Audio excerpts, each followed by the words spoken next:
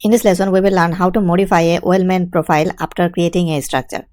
From this layout, we are going to create a structure. So go inside this Weldment tab, activate structural members. I will go with NC inch, square tube, then 2 by 2 into 0.25, and then inside this group, inside first group, select this 4 line, then take a new group, select 4 more line from the right side.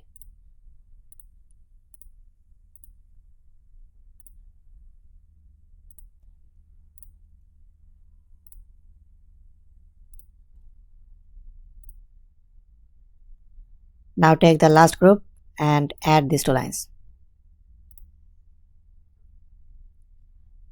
This is completely done. Now press OK.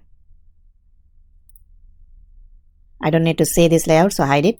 So this is 2 by 2 inch. Let's say I don't need 2 by 2 inch, I need 1.5 by 1.5 inch.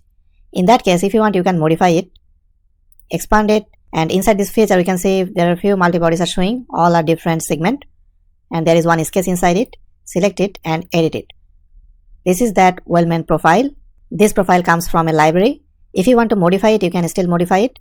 Let's change it from 2 inch to 1.5 inch. Then change this thickness to 2 millimeter, and this should be 6 millimeter. Now close this, and you can see everything is updated with 1.5 into 1.5 inch square tube. But this way, problem is, if you see here, this name did not update. This is still showing 2 by 2 inch because I modified it manually. If you want to modify it this way, this is really bad way to modify it. If you need more Weldment profile, in that case, you have to add that profile inside that library so that you will be able to access it from this drop down menu. Library is quite powerful. You can add a new standard, new type, and new size. This is quite flexible. Whatever you want to add, you can add that inside Weldment profile. So in the next lesson, we will learn how to create a new Weldment profile.